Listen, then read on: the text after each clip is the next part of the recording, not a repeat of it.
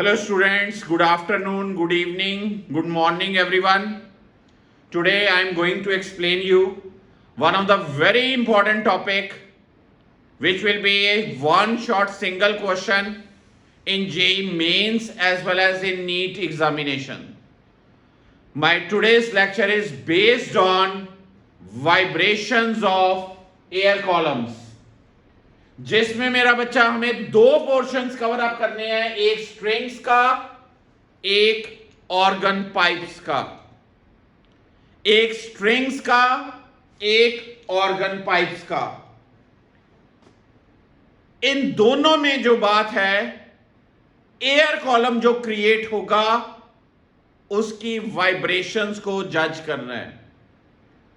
सबसे इंपॉर्टेंट बात यह है, स्ट्रिंग्स में और पाइप्स में हमें स्टैंडिंग वेव्स मिलती हैं, स्टेशनरी वेव्स मिलती हैं।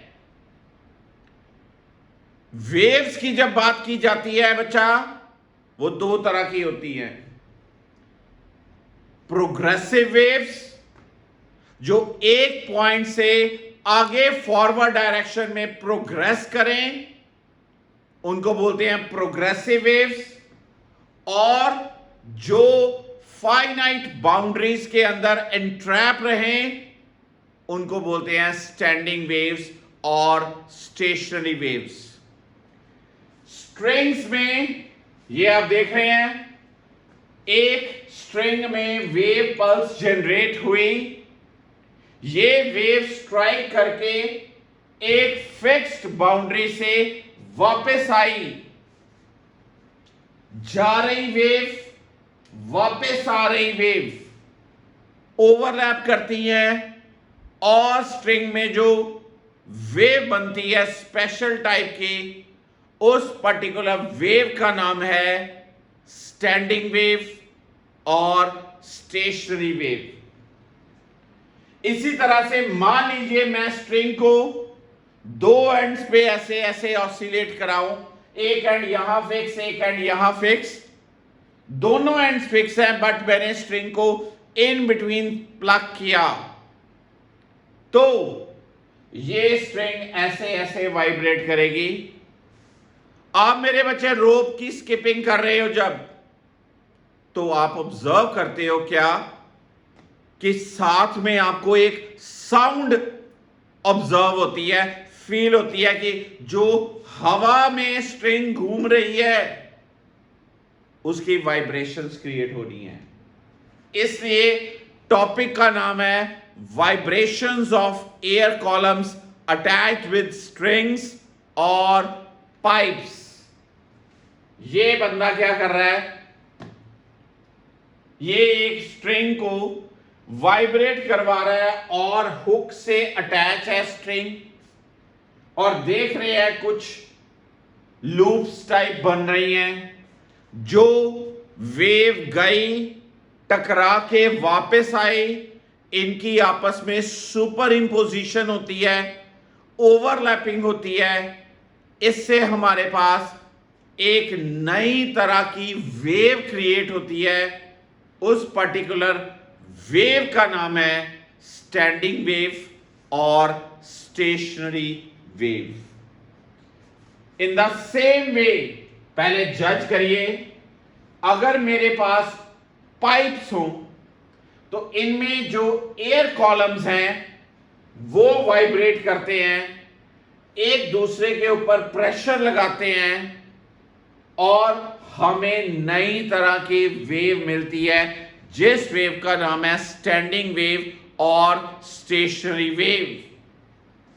मेरे पास ये ऐसे एनर्जी आई, और एनर्जी में आपने ऑब्जर्व किया एक पॉइंट पे आके ऐसे प्रेशर क्रिएट हुआ, जो एक अलग तरह की वेव्स बनती हैं पाइप्स में।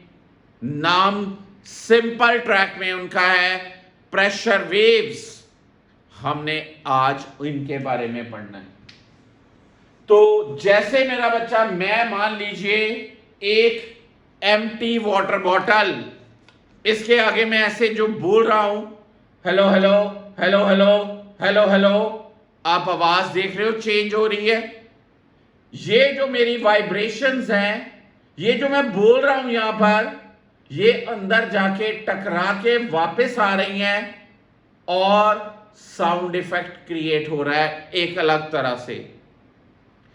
दिस पर्टिकुलर फिनोमिना, ये बॉटल एक एंड से क्लोज है।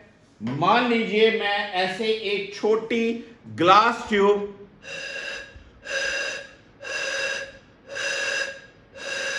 ऐसे कर रहा हूं, जो साउंड जा रही है वो टकरा के वापस आ रही है, ओवरलैपिंग हो रही है, तो एक नई तरह की पल्सेस इसमें क्रिएट हो रही हैं।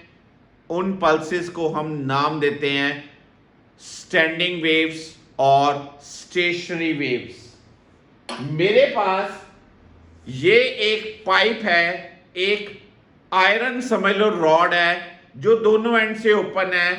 Hello hello hello hello hello hello, मैं इसमें से जो बोल रहा हूं, ये जो आवाज में चेंज आ रही है, इसके अंदर जो एयर एंट्रैप है उसकी वाइब्रेशंस के कारण आवाज का इफेक्ट जो है वो अलग है।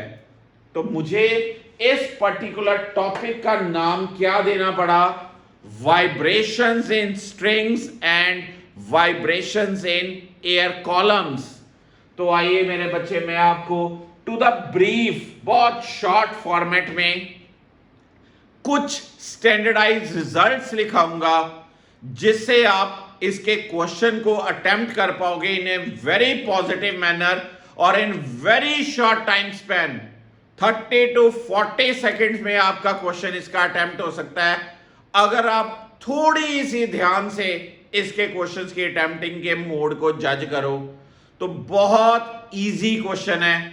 प्रीवियस जेई मेंस में, नीट में जो कुछ क्वेश्चंस आए हुए हैं वो भी मैं आपको आज यहां पर करवाऊंगा।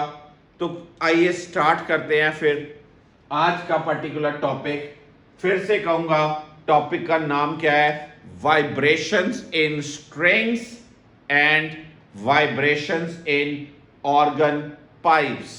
Vibration in strings and vibration in organ pipes. तो बच्चे ये आप देख रहे हो कुछ, पहले तो मैं कुछ बेसिक टर्मिनोलॉजीज जो इस पर्टिकुलर टॉपिक में बहुत ज्यादा यूज होती हैं, वो क्या टर्म्स हैं? नोड, एंटीनोड,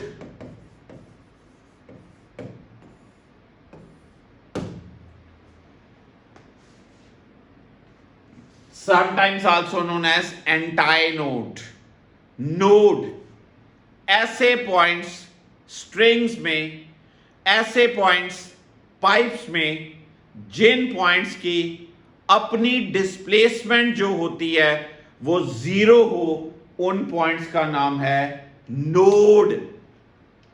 और जिन पॉइंट्स पे डिस्प्लेसमेंट मैक्सिमम हो, उन पॉइंट्स का नाम है एंटाइनोड, एंटीनोड। जैसे मान लीजिए मेरा बच्चा, मैं यहां पर एक स्ट्रेट लाइन बना रहा हूं, आप देख रहे हो कुछ पॉइंट्स, ये वाले पॉइंट्स, ये वाले पॉइंट्स फिक्स है बच्चों। इन पॉइंट्स का नाम है नोड्स, नोड। और ये जो पॉइंट्स हैं, ये ऊपर नीचे हो रहे, ये मैक्सिमम एम्पलीट्यूड के पॉइंट्स हैं। इन पॉइंट्स का नाम है एंटीनोड्स। हमेशा याद रखने वाली बात है, नोड नोड में separation it is lambda by 2। Antinode antinode में separation it is lambda by 2। Node और एंटीनोड में separation it is lambda by 4। दो नोड्स के बीच का गैप लैम्डा बाय 2। दो एंटीनोड्स के बीच का गैप लैम्डा बाय 2। एक नोड और एक एंटीनोड का गैप लैम्डा बाय 4। ये बात बहुत ज्यादा जरूरी है, इसके याद रखते ही क्वेश्चन समझ लो 30% तो निकल जाता है। नोड्स क्या है? Points on the strings, points on the wave where we are having zero displacement, जहां पर पार्टिकल्स के बीच स्ट्रेन जो है वो मैक्सिमम हो। मैं आपको कोई कंप्लेक्स, कोई मैथमेटिकल फंडास, कोई कंप्लेक्सिटी नहीं करवाऊंगा। मेरा पर्पस है आपका क्वेश्चन जो है ना वो इजी ट्रैक में सॉल्व हो, इसलिए जो कुछ स्टैंडर्डाइज्ड फैक्ट्स हैं मैं वही आपको शेयर करने वाला हूं। नोड्स के बीच गैप कितना? Lambda by 2। एंटी नोड्स के बीच गैप कितना? Lambda by 2। नोड और एंटी नोड के बीच गैप कितना? Lambda by 4। बहुत इंपॉर्टेंट बात है ये। ओके, अब मान लीजिए मेरे पास जब स्ट्रिंग है, इसके डिफरेंट मोड्स ऑफ वाइब्रेशंस मुझे सिखाने हैं आपको। हम बोलेंगे different modes of vibration.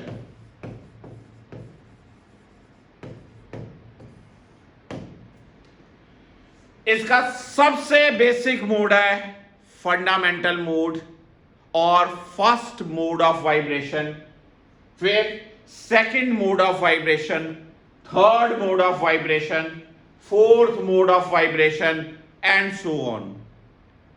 Bye this means आपने स्ट्रिंग को कहां से प्लग किया। सबसे पहले अगर मैं स्ट्रिंग को मिडल से प्लग करूं, आपने देखा यहां पर एक जो पॉइंट बनता है, उस पॉइंट को मैं क्या नाम दूंगा?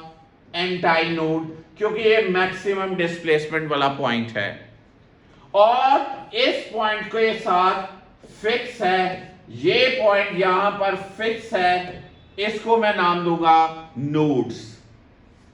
इसका मतलब मेरा बच्चा लोग, फर्स्ट मोड ऑफ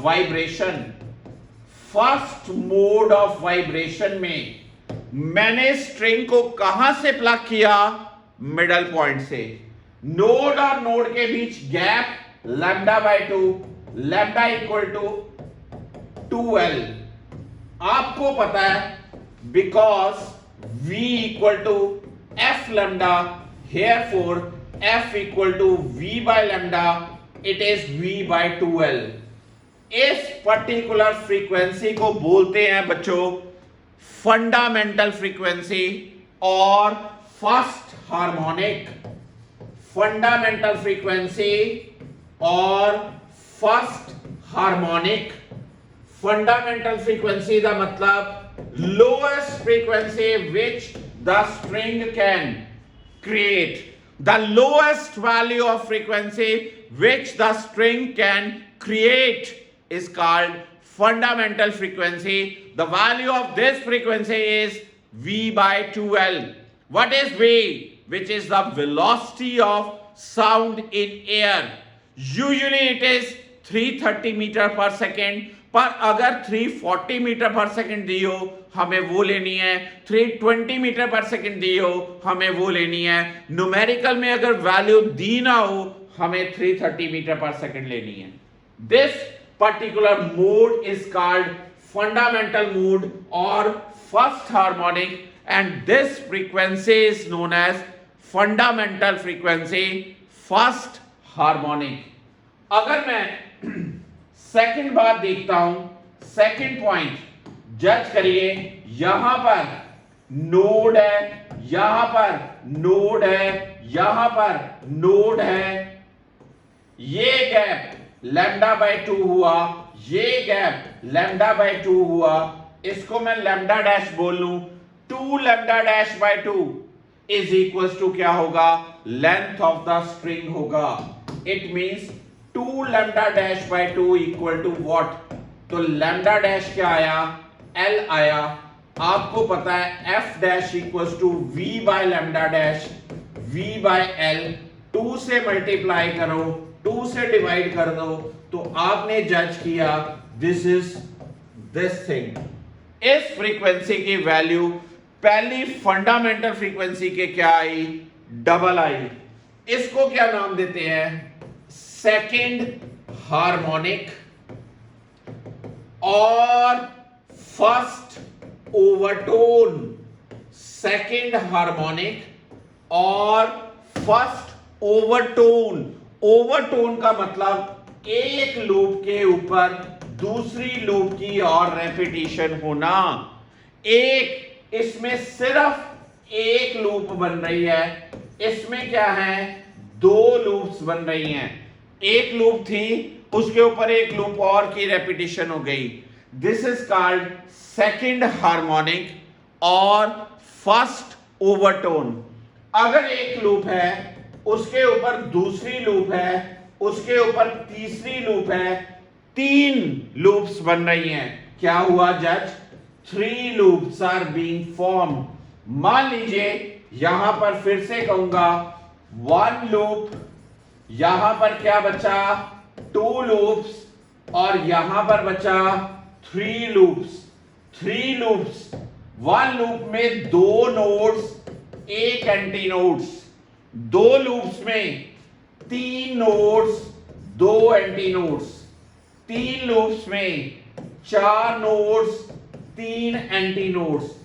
क्या रियलाइज किया मेरे बच्चों, क्या रियलाइज किया, पहले एक loop first harmonic, 2 loops second harmonic, 3 loops third harmonic. इसको क्या बोलते हैं, फंडामेंटल फ्रीक्वेंसी। फंडामेंटल फ्रीक्वेंसी या फर्स्ट हार्मोनिक, इसको क्या बोलते हैं, सेकंड हार्मोनिक और फर्स्ट ओवरटोन। इसको क्या बोलेंगे, this is this one solve करूं, 3 lambda double dash by 2 equal to L. Lambda double dash is 2L by 3. F double dash is V by lambda double dash. It is V by 2L by 3. F double dash is 3V by 2L. This is what? 3F. इस frequency को क्या बोला जाता है, क्या बोला जाता है बच्चों, थर्ड हार्मोनिक। थर्ड हार्मोनिक और second overtone. Second overtone, third harmonic और सेकंड ओवरटोन। फिर से रेपिटेशन, पहला मोड फंडामेंटल मोड। कितने नोड्स भाई, 2 नोड्स। कितने नोड्स भाई, 1 नोड। आपको क्वेश्चन में ये डाटा मेंशन होता है, ठीक है। Then 3 nodes, 2 antinodes, then 4 nodes, 3 antinodes. आपको नोड्स का नंबर एंटी नोड्स के नंबर से ज्यादा है। और ऐसे याद रख लो, जितने एंटी नोड्स हो उतना मोड ऑफ वाइब्रेशन, जितने एंटी नोड्स हो उतना मोड ऑफ वाइब्रेशन। एक एंटी नोड पहला मोड, 2 एंटी नोड्स दूसरा मोड, 3 एंटी नोड्स तीसरा मोड ऑफ वाइब्रेशन। पहले मोड ऑफ वाइब्रेशन की फ्रीक्वेंसी F, दूजे की 2F, तीजे की 3F, चौथे की 4F। अगर मैं यहां पर अलग अलग वे से जज करवाऊं आपको, बहुत इंपॉर्टेंट बात है, इसका फ्रीक्वेंसी F, इसके कितनी 2F, इसके कितनी 3F, इसके कितनी 4F, इसके कितनी 5F, इसके कितनी 6F and so on. What is F? What is F? V by 2L। What is F? V by 2L। V by 2L को क्या बोलते हैं? First harmonic, zero overtone, zero overtone. First harmonic और zero overtone. This is called what? Second harmonic और first overtone. This is called what? Third harmonic, second overtone, then fourth harmonic, third overtone, fifth harmonic, fourth overtone, sixth harmonic, sixth harmonic, 5 overtone and so on. यानी कि overtone का number, overtone का number, overtone का number, मैंने बोला overtone का number harmonic से हमेशा एक कम। किसमें? स्ट्रिंग्स में। किसमें? स्ट्रिंग्स में। नोड्स का नंबर एंटी नोड्स के नंबर से हमेशा ज्यादा। एंटी नोड का नंबर जो दिया होगा उतना मोड ऑफ वाइब्रेशन है। A string is in vibration such that 7 antinodes and 8 nodes are formed. अच्छा जी, 7 antinodes means ये 7th हार्मोनिक में है। उसकी फ्रीक्वेंसी क्या होगी? 7v/2L। 5 antinodes are formed in a string। अच्छा जी, 5 antinodes, इसका मतलब क्या हुआ? 5th हार्मोनिक है। 5 antinodes, 5th harmonic, 5v/2L। A string is creating 10 antinodes। 10 antinodes, 10 antinodes का मतलब क्या? क्या लेंगे हम? 10th harmonic. 10th हार्मोनिक की फ्रीक्वेंसी कितनी? 10v/2L। This is very very very important. Okay, अब मैं यहां पर जर्नल कंक्लूड करने जा रहा हूं। क्या कंक्लूड करूंगा? यहां पर मैं कुछ कंक्लूडिंग बातें बोलने जा रहा हूं, ध्यान से सुनना। Fundamental frequency v/2L, nth mode की फ्रीक्वेंसी nv/2L। इसका नाम क्या होगा? nth harmonic. nth harmonic, n-1th overtone, right. इसमें लूप्स कितनी बनेंगे? n लूप्स बनेंगी।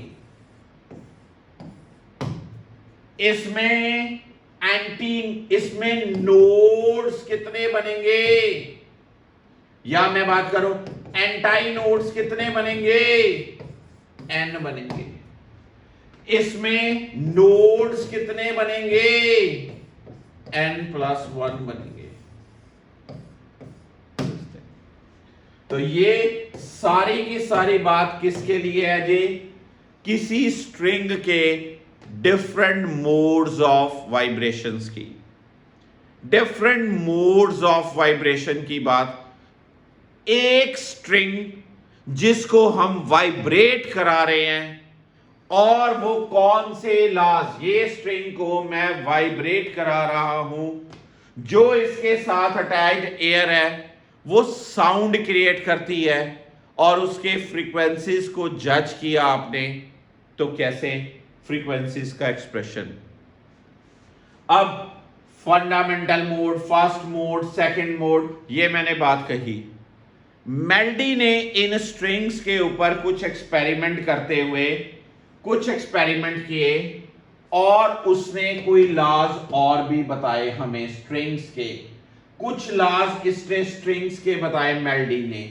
क्या बताए मैं आपको यहां पर और अच्छे से कंक्लूड करके देना चाहता हूं, बड़े ध्यान से। उसके ऊपर क्वेश्चन बहुत बहुत बहुत कॉमन क्वेश्चन होता है, उसको बोलते हैं लॉज फॉर स्ट्रिंग्स। 6 लॉज बनाए मेल्डी ने।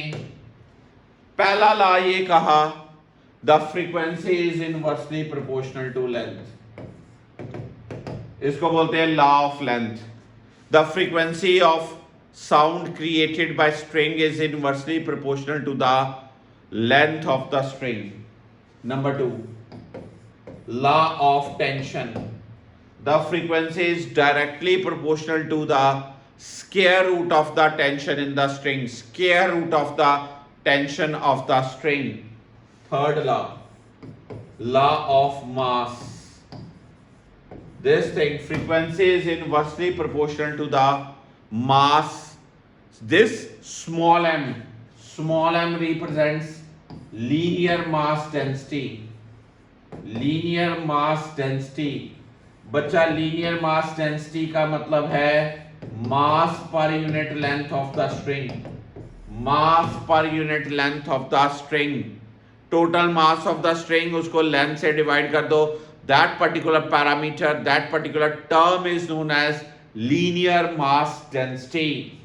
Then law of diameter or radius of the string. The frequency is inversely proportional to the diameter of the string or radius of the string. Then law of density. The frequency is inversely proportional to the square root of the density of the material of the string. Then the law of loops. P stands for number of loops formed in the string, is inversely proportional to the under root of tension in the string.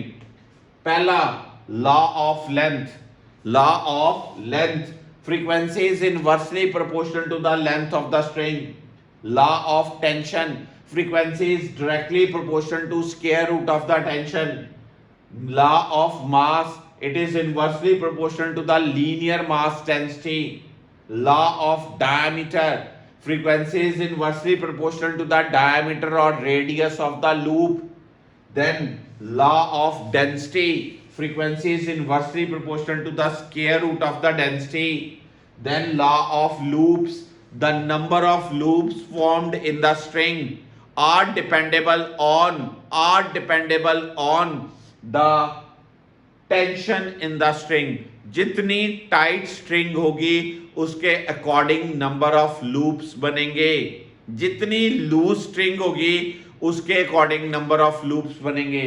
ये 6 laws, first, second, third, fourth, fifth, sixth, very very very very very important laws.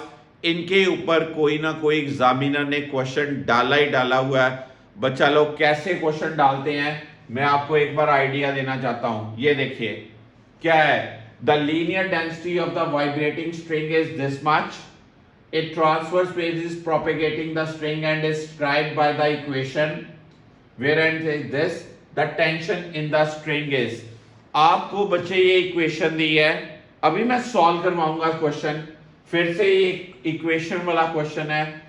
फिर से ये question देखिए, transfer space are generated in 2 steel wires attaching free end to the vibrating source. The diameter of A is that of twice half that of the wire B. Tension on the wire is half that of B. What is ratio of the velocity of waves in the strings? ऐसे question जो laws के साथ related होंगे. Straight wire is this. The length of the wire is reduced to 15. When the tension is kept constant, what is the frequency now will be? तो इन questions को solve करने के लिए मुझे अपने 6 लॉज को यूज करना है. कौन से 6 लॉज, मैं फिर से रिपीट कर रहा हूं. यहां पर मैं आपके लिए एक बार फिर से लिखने वाला हूं सारे के सारे लॉज.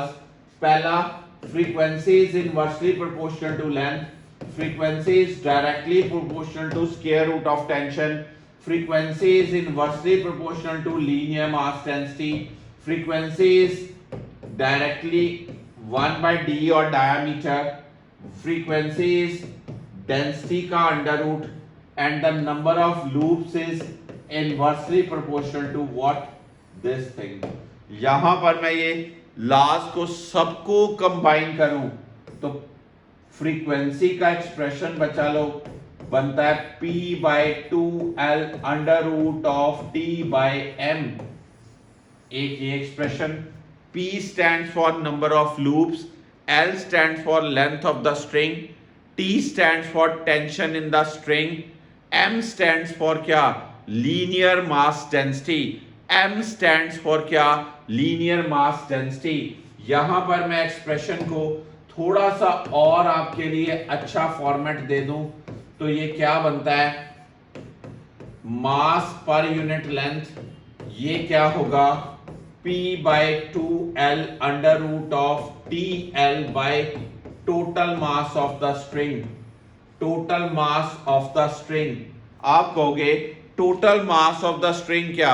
String क्या है? It is equivalent to a particular portion of the cylinder which is having mass, volume into density. Volume is what? Pi r square into L into rho. तो मास की जगह पे मैं यहां पर ये लगा सकता हूं, तो आपको फॉर्मेट एक अच्छा सा बन जाता है. इट मींस ये 6 laws, law of length, law of tension, law of mass, law of diameter, law of density, law of loops, इन सबको कंबाइन करके मेरे पास ये फॉर्मेट बनता है. इस फॉर्मेट की हेल्प से ही मैं बच्चा सारे का सारा, इस फॉर्मेट की हेल्प से मैं सारे स्ट्रिंग्स के क्वेश्चन सॉल्व कर सकता हूं.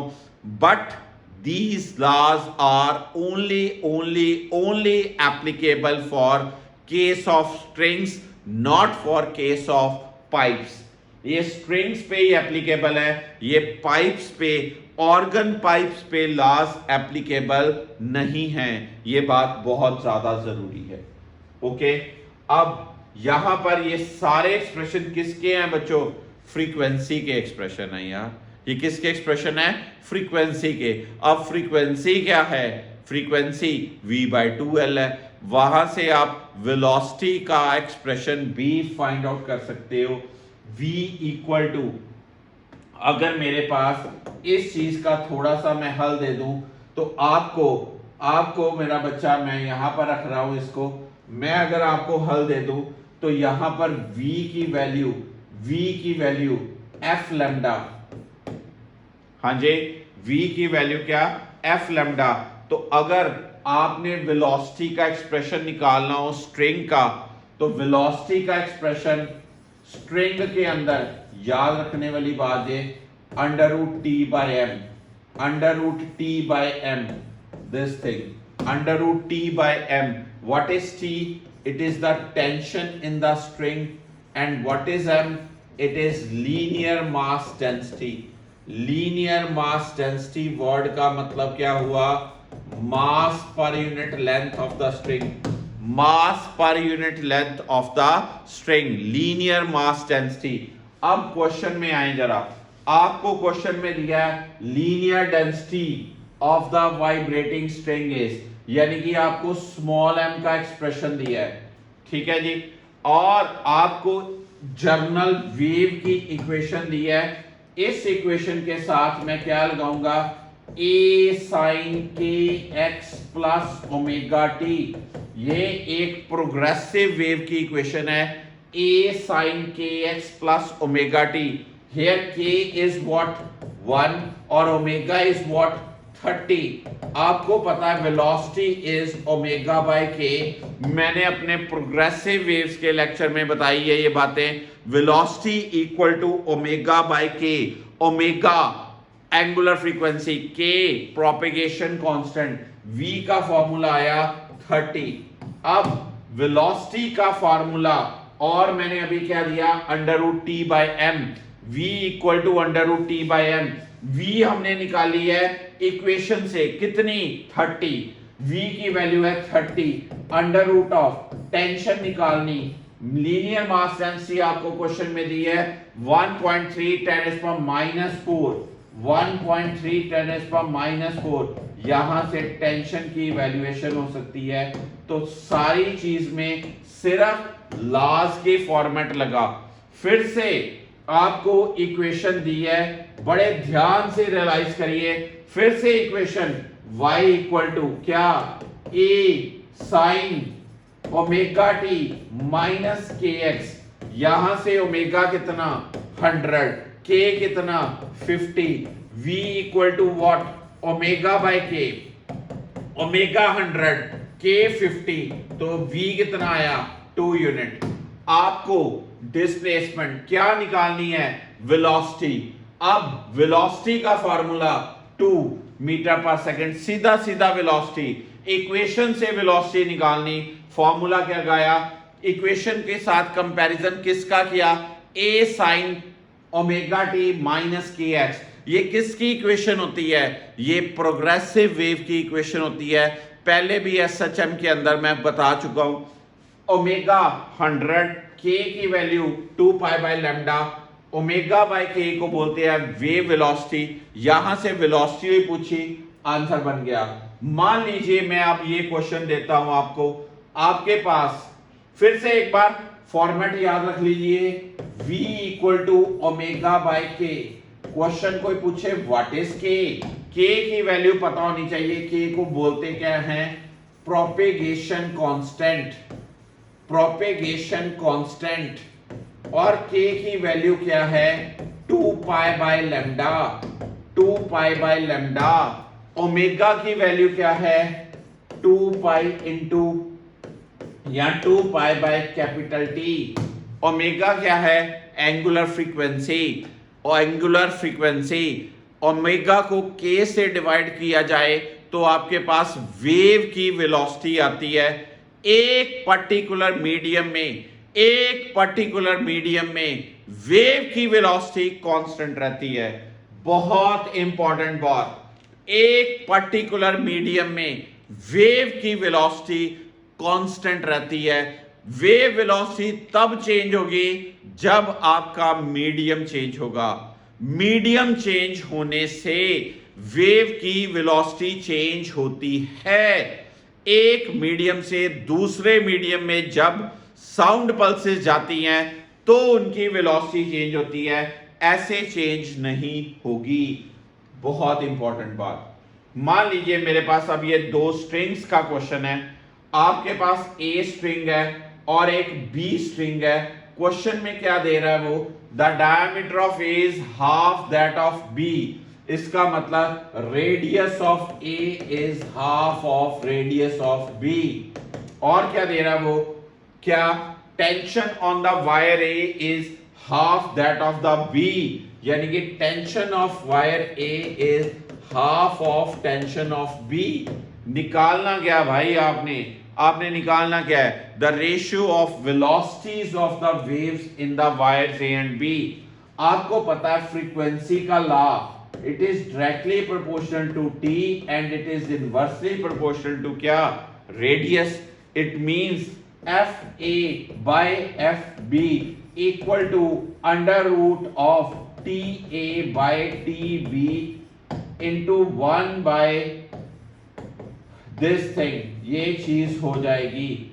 आपको टेंशन की और रेडियाई की रेशियो पता है, यहां से आपके पास फ्रीक्वेंसीज की रेशियो आएगी। किसकी रेशियो? फ्रीक्वेंसीज की रेशियो।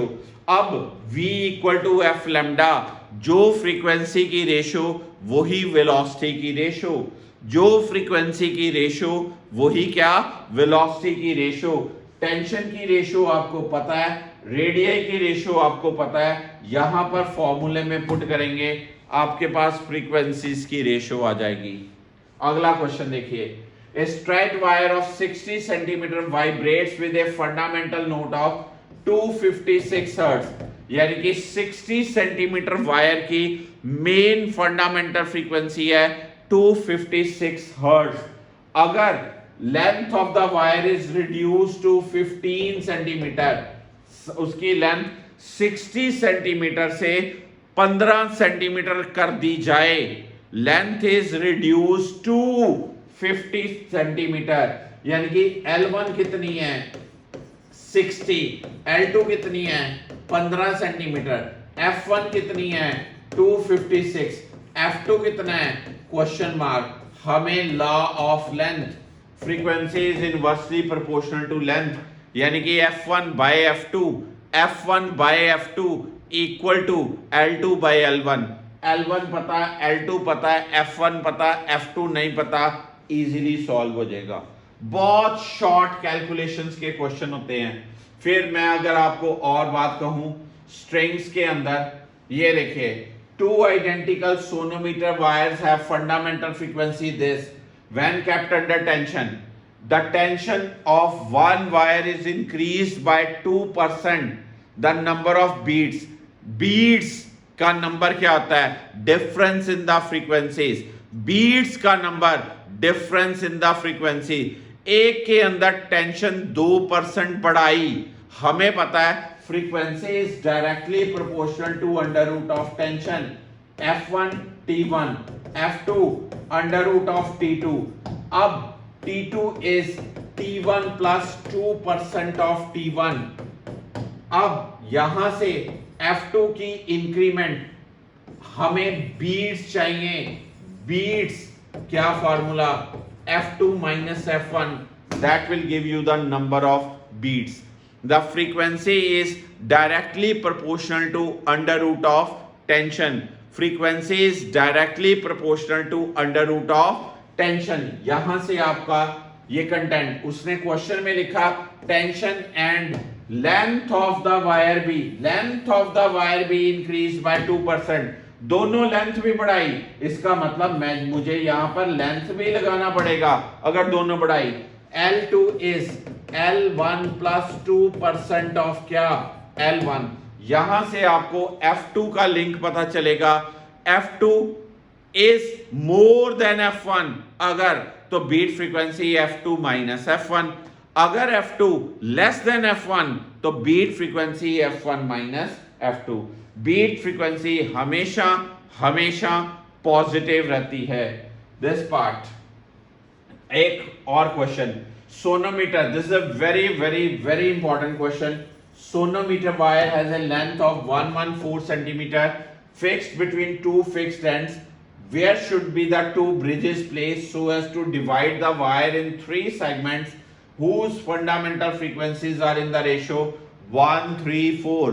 1:3:4। हमारे पास एक सिंगल वायर है, हमारे पास एक सोनोमीटर सिंगल वायर है, इसके फिक्स किए, मुझे यहां पर ब्रिजेस देने हैं, यहां पर मुझे ब्रिजेस देने, कहां पर इसका ब्रिज ऐसे रखूं ताकि ये 3 हिस्सों में जो बटे, L1 L2 L3 3 हिस्सों में जो बटे, उनकी रेशियो फ्रीक्वेंसीज की कितनी, 1:3:4, means L1 plus L2 plus L3 actually क्या है 114 सेंटीमीटर।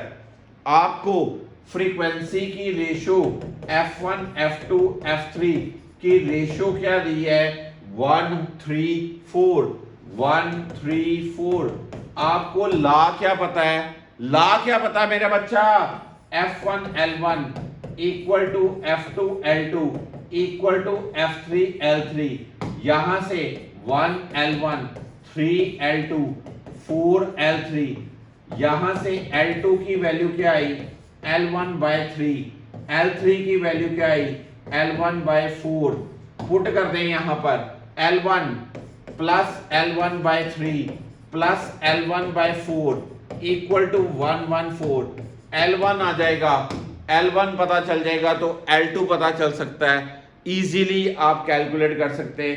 फिर देखिए total length of the wire कितनी मेंशन है, 114 सेंटीमीटर। 114 सेंटीमीटर।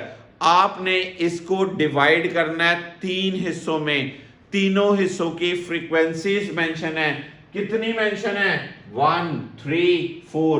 आपको पार्ट्स निकालना है।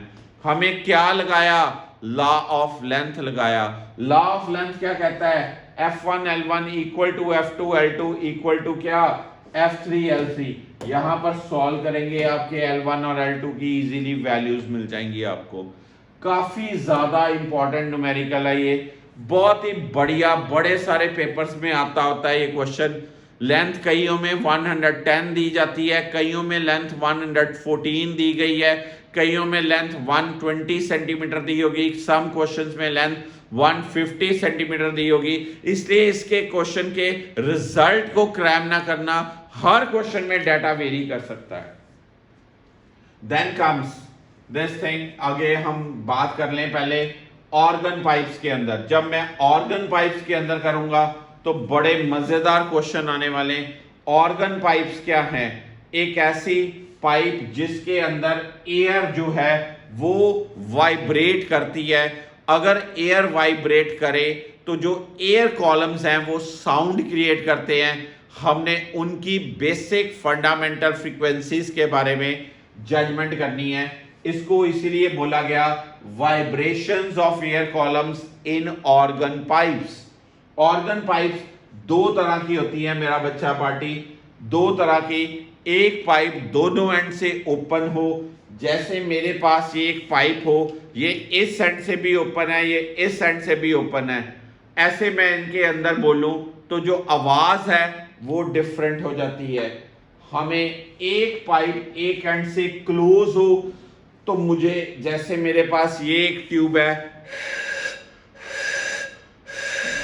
ये एक एंड से क्लोज है, तो जो साउंड क्रिएट होती है इसकी वाइब्रेशंस का नाम है vibrations of air columns in close pipe. मुझे इनके डिफरेंट मोड्स को जज करना है। इसमें भी देखिए, बड़े ध्यान से देखिए, जो ये चीज बनी, ये वाला पॉइंट बना, इसको बोलते हैं नोड्स, इसको बोलते हैं एंटाई नोड्स और इसको बोलते हैं एंटाई नोड्स। तो ये पहला मोड ऑफ वाइब्रेशन है इसका, fundamental mode, basic mode of vibration. बहुत ध्यान से जज कीजिए, दो बने एंटी नोड्स, एक बना नोड। वाह जी वाह, स्ट्रिंग का फंडामेंटल मोड क्या था? दो बने थे नोड्स, एक बना था एंटी नोड। अच्छा जी, ये वहीं से ही फर्क हो गया।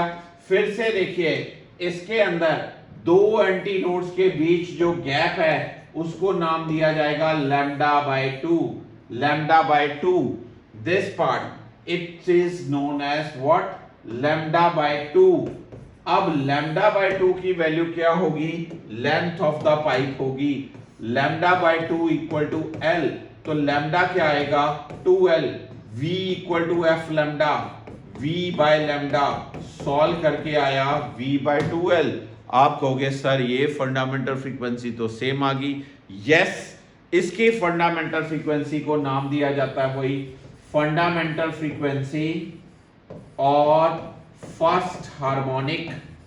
फंडामेंटल फ्रीक्वेंसी और फर्स्ट हार्मोनिक और zero overtone. Zero overtone, this is the basic. बस फर्क किस में है? उस स्ट्रिंग में फंडामेंटल फ्रीक्वेंसी सेम थी, लेकिन दो नोड्स बन रहे थे, इधर दो एंटी नोड्स, एक नोड। अगला मोड ऑफ वाइब्रेशन देखें, जज करें अगला mode of vibration. This is what?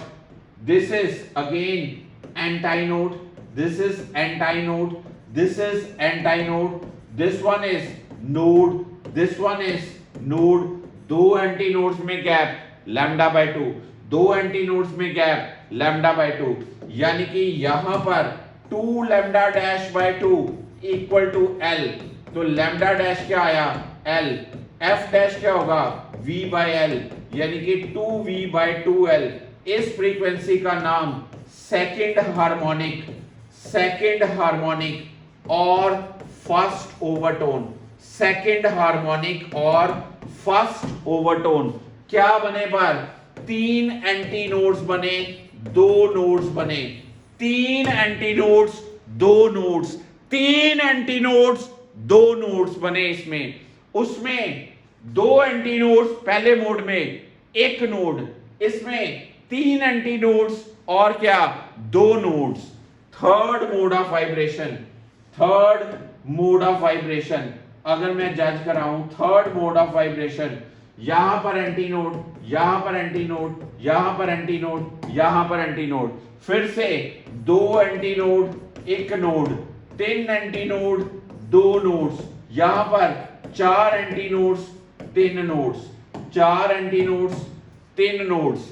क्या बनेगा? इसके frequency F double dash 3 times of v by 2l, यानी कि f double dash is simply 3f। f double dash is simply क्या? 3f। इसका नाम थर्ड हार्मोनिक, थर्ड हार्मोनिक और third harmonic और सेकंड ओवरटोन। थर्ड हार्मोनिक और क्या? Second overtone. पर क्या बने हैं? चार एंटी नोड्स, तीन नोड्स। आपको ये चीजें कैप्चर करनी है। कैसे? ओपन पाइप में पहला मोड ऑफ वाइब्रेशन V/2L। कितने नोड्स, कितने anti nodes? 2 anti nodes, 1 node, ठीक है जी। 3 एंटी नोड्स, 2 नोड्स, ठीक है जी। तीसरी चीज क्या? 4 anti nodes, 3 nodes, 4 anti nodes, 3 nodes, right. अब बहुत अच्छे तरह से समझिए, इसकी बेसिक फ्रीक्वेंसी f, अगला मोड 2f, अगला मोड 3f, अगला मोड 4f, अगला mode 5f and so on. यानी कि जैसे स्ट्रिंग में f, 2f, 3f, 4f, 5f, 6f सारे प्रेजेंट हैं, इसमें भी सारे हार्मोनिक्स प्रेजेंट हैं। इस पाइप में भी सारे हार्मोनिक्स प्रेजेंट हैं। अगर मेरे पास क्लोज पाइप का कंटेंट आए, this pipe is close from one and, this pipe is close from one and, बहुत ध्यान से, मेरे पास यहां पर बना एंटाई नोड और यहां पर बना जी नोड। कितना मोड? पहला मोड, एक एंटी नोड, एक नोड, एक एंटी नोड, एक नोड, ठीक है जी। अब ध्यान से, एंटी नोड और नोड में गैप कितना? λ/4 इक्वल टू L, तो लैम्डा क्या? 4L। F क्या? V/4L, V/4L। क्या नाम? Fundamental frequency. क्या नाम? फंडामेंटल फ्रीक्वेंसी या first harmonic, first harmonic, fundamental frequency और फर्स्ट हार्मोनिक। यार उसका फंडामेंटल फ्रीक्वेंसी क्या थी? V/2L थी। इसकी फंडामेंटल फ्रीक्वेंसी क्या आई है? V/4L आई है भाई, V/4L, उसकी V/2L। बाय गॉड, एक सेम लेंथ ऑफ ट्यूब हो, open at both ends V/2L, open at one and V/4L, V/4L। इसका अगला मोड जज करें, अगला मोड जज करें, बहुत ध्यान से, बहुत ध्यान से। यहां पर बना एंटी नोड, यहां पर बना नोड, यहां पर बना एंटी नोड, यहां पर बना नोड, एक पेयर, दूजा पेयर, तीजा पेयर, इथे सिर्फ एक पेयर एंटी नोड नोड का। इथे एंटी नोड नोड के कितने पेयर? 1 2 3। मैं क्या लिखूंगा भाई? 3 λ/4 equal to L, lambda dash equal to 4L/3, F dash V/λ dash V/4L/3। क्या बना? 3V/4L। By god, F dash is what? 3F। इस फ्रीक्वेंसी का नाम क्या है? इस फ्रीक्वेंसी का नाम क्या है? जज करिए, इस फ्रीक्वेंसी का नाम क्या है? थर्ड हार्मोनिक, थर्ड हार्मोनिक और फर्स्ट ओवरटोन। इसको क्या बोलते हैं? थर्ड हार्मोनिक और first overtone. Very very very important, third harmonic, first overtone. Surprising बात है भाई, इसमें सेकंड हार्मोनिक कहां गया? सेकंड हार्मोनिक इसमें बनता ही नहीं है। क्लोज्ड ऑर्गन पाइप में सेकंड हार्मोनिक बनता ही नहीं है। फिर से जजमेंट की जाए, फिर से जजमेंट, बड़े ध्यान से जजमेंट की जाए। एक नोड, फिर एंटी नोड, फिर नोड, फिर एंटी नोड, फिर नोड, फिर एंटी नोड, एक पेयर, दूजा पेयर, तीजा पेयर, चौथा पेयर, पांचवा पेयर। क्या बात बनी भाई? क्या बात बनी? 5 λ"4, λ" equal to what? 4L/5। F double equals to what? F double equal to what? V/4L/5। तो F double equal to 5V/4L, 5V/4L। F double is 5V/4L। It is fifth harmonic। क्या कहेंगे? फिफ्थ हार्मोनिक, फिफ्थ हार्मोनिक और क्या, fifth harmonic और क्या, second overtone. Very very very important बात। It means पहले mode of vibration में एक नोड एक एंटी नोड, दूसरे में दो नोड्स दो एंटी नोड, तीसरे में तीन नोड्स तीन एंटी नोड्स, बराबर आ रहा है नंबर। पर पहली फ्रीक्वेंसी V/4L, दूसरी फ्रीक्वेंसी 3V/4L, तीसरी फ्रीक्वेंसी 5V/4L। क्या कंक्लूजन किया मेरे बच्चों कि क्लोज्ड ऑर्गन पाइप में F, 3F, 5F, 7F, 9F, these harmonics are present, these harmonics are present, but these harmonics are present, but 2F, 4F, 6F, 8F harmonics are missing. Some harmonics are missing, some harmonics are present. किसमें? Closed organ pipe में। बहुत important concluding बात बताने जा रहा हूं। Concluding बात, फिर न्यूमेरिकल जज हो पाते हैं। कंक्लूडिंग बात क्या है कि अगर मैं आपके पास यहां पर मैं डालूं एक बेसिक फ्रेम में बात की जाए,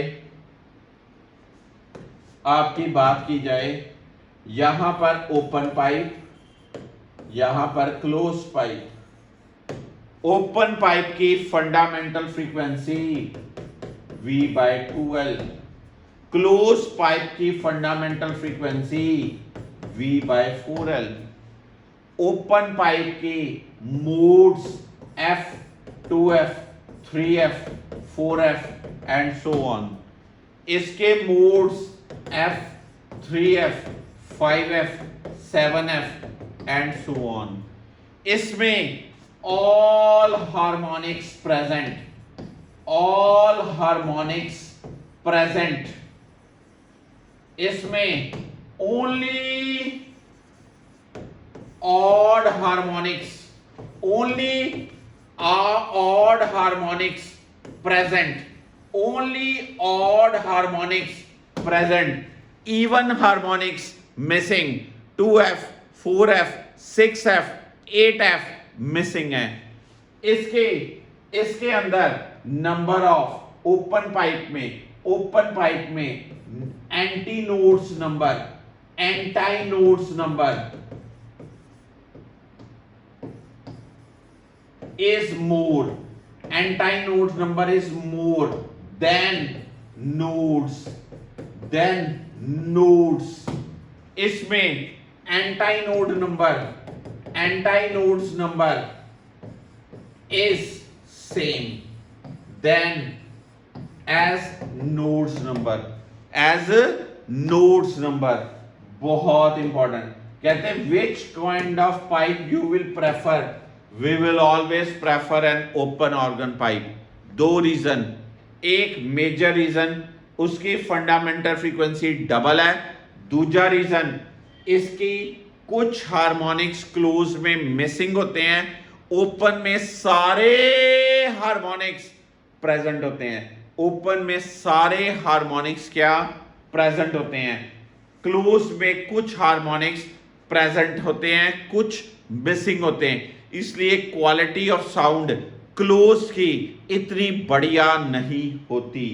अब मेरे पास क्वेश्चन में आए पाइप्स का क्वेश्चन, जैसे मैं कहूं a closed organ pipe has fundamental frequency of 100 hertz, which frequencies will be produced if it's other and is also closed. की यार क्लोज्ड की आपको फ्रीक्वेंसी कितनी दी है, क्लोज्ड की फ्रीक्वेंसी कितनी दी है 100 हर्ट्ज।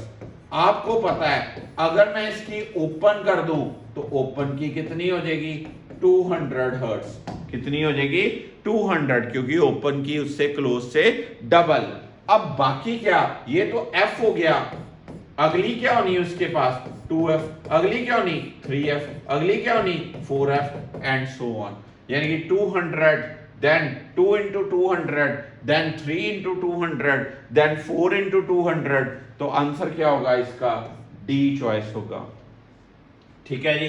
मान लीजिए ये देखिए question, an open organ pipe has a fundamental frequency of 300 hertz. The first overtone of this pipe is same as first overtone of closed pipe. वाह जी वाह. First overtone of open pipe. First overtone of open pipe कितना? 2V by 2L. 2V by 2L. और first overtone of closed pipe क्या? F2 equal to क्या? 3V by 4L. First overtone of closed pipe इसको L dash ले लो. आपको पूछा क्या है? The length of the closed organ pipe. Given क्या है? गिवन क्या है? F1 equal to F2. F1 equal to F2. पहले पाइप कौन सी है? ओपन पाइप है. फिर पाइप कौन सी है? क्लोज पाइप है. आपको उसका दिया फर्स्ट ओवरटोन क्या बनता है? 2V by 2L. आपको दिया first overtone of close pipe क्या बनता है? 3V by 4L dash. आपको दोनों की फ्रीक्वेंसी सेम दी हैं, same as that of this. तो फिर आपको लेंथ की वैल्यू सॉल्व हो सकती है. इसी तरह से आपके पास क्वेश्चन ये आया, air is blown at the mouth of tube of this much at closed at one end. Velocity of sound which is produced will correspond to closed pipe में frequency क्या? V by 4L. V by 4L. V is what? 330. Length is what? 25 centimetre. 25 centimetre. तो ये क्या बना? 1 by 2 यानी कि 660 hertz. क्या बना जी? 660. यार क्लोज्ड एट वन एंड, पहला क्या होगा? F बना 660. अगला क्या होगा? 3F. अगला क्या होगा? 5F. अगला क्या होगा? 7F and so on. क्या फ्रीक्वेंसी? V by 4L. क्यों V by 4L? क्योंकि मेरे पास ये क्या दिया है? Closed at one and. ठीक है, क्लोज्ड एट वन एंड की frequency V by 4L. V कितना दिया आपको? 330. लेंथ कितनी दी पाइप की? 25 सेंटीमीटर. सेंटीमीटर को मीटर में किया 25 by 100. ये बना 50 by 100. 1 by 2. ऊपर गया 660 हर्ट्ज.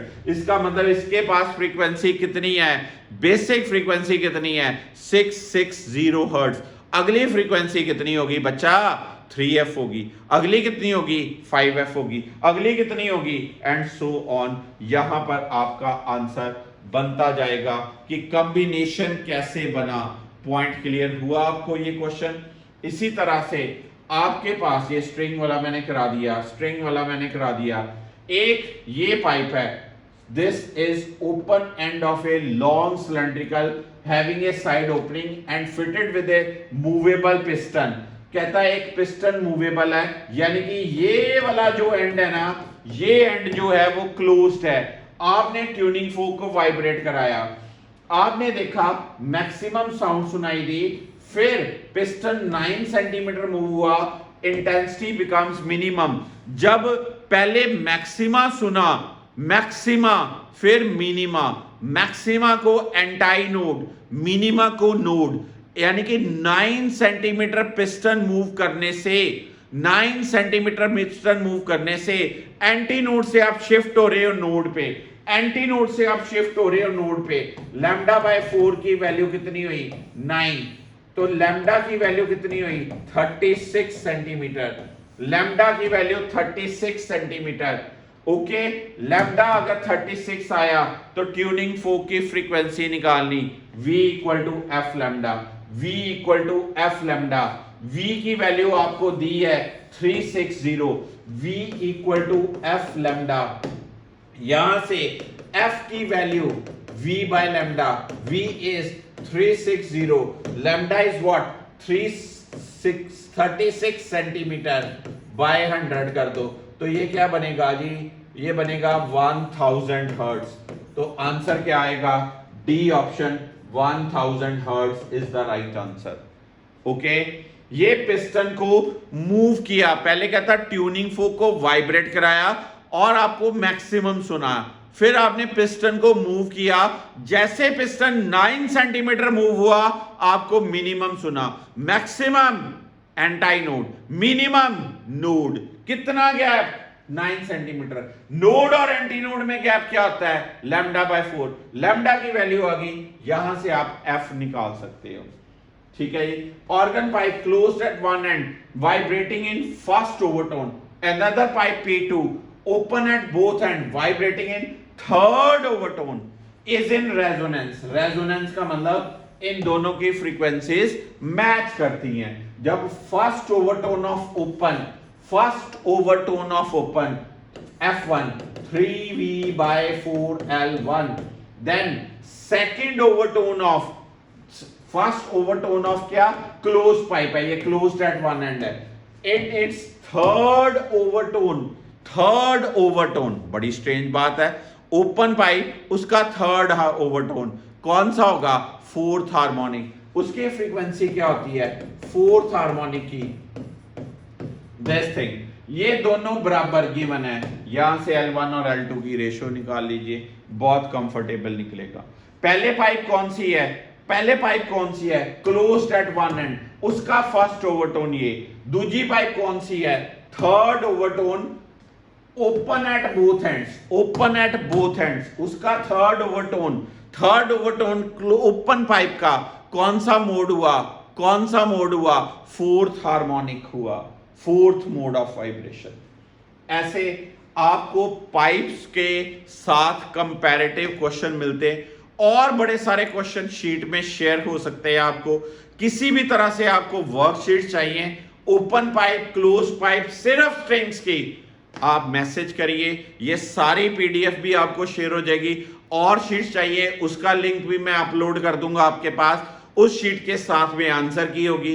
कोई भी और क्वेश्चन चाहिए, यू कैन मैसेज मी, आप मुझे कॉल कर सकते हैं, ताकि आपको इस पर्टिकुलर टॉपिक के क्वेश्चन भेजे जाएं और आपका एक क्वेश्चन डिफाइन हो जाए। ये सिर्फ देखने में ही मुश्किल है, क्वेश्चन करने में बहुत इजी है। सिर्फ आपको एक कॉलम बनाना है, स्ट्रिंग्स का, ओपन पाइप का, क्लोज्ड ऑर्गन पाइप का। तो होपफुली मेरे बच्चों आपको ये कुछ छोटा सा review string, open pipe, close pipe का थोड़ा सा क्लियर हुआ। इसके साथ एक और टॉपिक आता है जिसको बोलते हैं resonance apparatus। This is also equivalent to, अगर आप कहीं पर वर्ड पढ़ो resonance air column, resonance apparatus, उसका मतलब होगा क्लोज्ड ऑर्गन पाइप का क्वेश्चन। क्लोज्ड ऑर्गन पाइप का क्वेश्चन एक बहुत इंपॉर्टेंट बात होती है। जब पाइप्स का क्वेश्चन आता है तो एक वर्ड आता है and correction in the pipe. And correction मतलब समटाइम्स पाइप्स में जब ये पाइप है, एंटी नोड बिल्कुल टॉप एंड पे नहीं बनता, एंटी नोड कुछ ऊपर और कुछ नीचे ऐसे बनता है। जितना वो गैप होता है हम उसको ओवरऑल इग्नोर कर देते हैं। कई बार लिखा होता है निग्लेक्टिंग एंड करेक्शन, ये इग्नोर किया जाता है, पर एक्चुअल में एंड करेक्शन जो एरर क्रिएट होती है कि एंटी नोड टॉप पे ना बने, उस एरर का नाम है एंड करेक्शन। एंड करेक्शन की वैल्यू 0.6 R होती है, इधर भी 0.6 R होती है, यानी कि R is the radius of the tube. Open pipe में एंड करेक्शन 1.2 R होता है और क्लोज पाइप में एंड करेक्शन 0.6 R होता है, क्योंकि क्लोज पाइप का एक एंड तो क्लोज ही रहना है। तो ये बात भी आपको क्लियर होनी चाहिए, पर ये तभी लेना जब किसी न्यूमेरिकल में लिखा हो considering the effect of and correction. Okay, तो ये था एक शॉर्ट सा रिव्यू अबाउट दिस। और ऐसा कोई लेक्चर चाहिए होगा, I will deliver to all of you. जो आपको चाहिए, I will help you. Thank you so much guys for today's lecture. God bless you all.